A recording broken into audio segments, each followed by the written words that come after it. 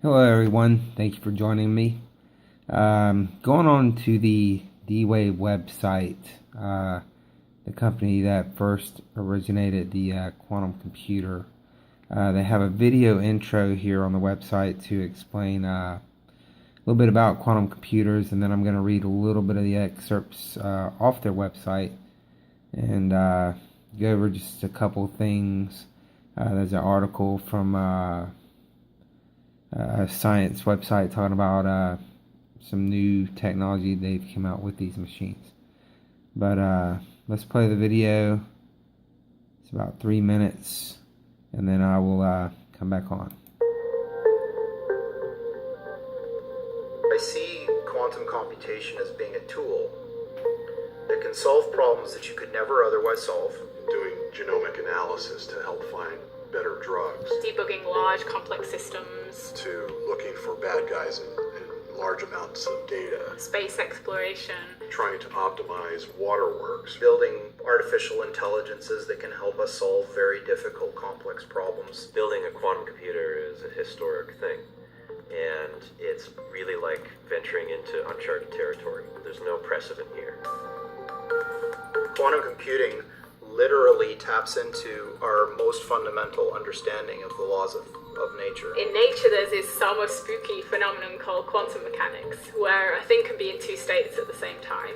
And so the D-Wave quantum computer uses that strange property. What the quantum computer actually does is it's able to compare many possible solutions at once. So if you imagine a regular computer, if it was searching for a solution, it would have to go through every possible solution one by one, see if that's a good fit. What the quantum computer does is it kind of lays all the solutions down and compares them all at the same time so it can pick out the best one. The D-Wave system is built to solve discrete optimization problems. These are types of problems where you've got a load of constraints and you're trying to find the optimal answer to your set of constraints. Say you've had some kind of natural disaster and you've got a load of people who need help, and you've only got a limited amount of resources to go help them. So you've got a few lifeboats and a few helicopters. What you need to do is work out what order to send things and where to send things to save the most amount of people as possible. This is a hugely complex problem because there's so many possible different combinations of sending them in different orders. So this is the kind of thing that finding a fast answer is really important. The D-Wave computer has two, what I would say, really sort of exotic operating conditions. We put our quantum processor into something called the dilution refrigerator, which cools it down to 10 millikelvin, which is about 100 times colder than interstellar space, and essentially is the coldest place in the universe. We have to also create an extremely low magnetic environment for the processor to sit in. That's about 50,000 times less than the ambient Earth's magnetic field. And so there are these two extreme conditions that the processor has to be running.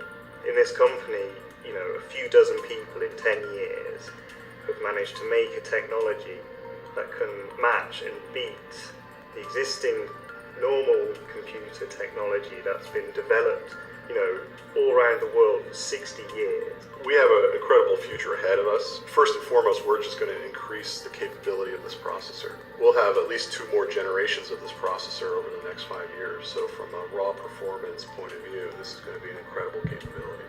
And will make a huge impact on the way things are done in this space of high-performance computing and solving these really tough problems for humankind.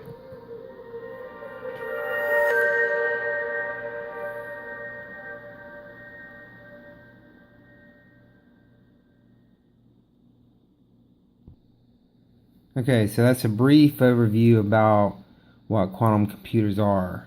I'm going to click on some manuals here and user guides and let you kind of see what all these computers are capable of. Alright everyone, this is basically quantum computing, how the D-Wave system works. A quantum computer taps directly into the fundamental fabric of reality, the strange and counterintuitive world of quantum mechanics, to speed computation. Quantum computation. Rather than store information as zeros or ones as conventional computers do, a quantum computer uses qubits, which can be a 1 or a 0 or both at the same time.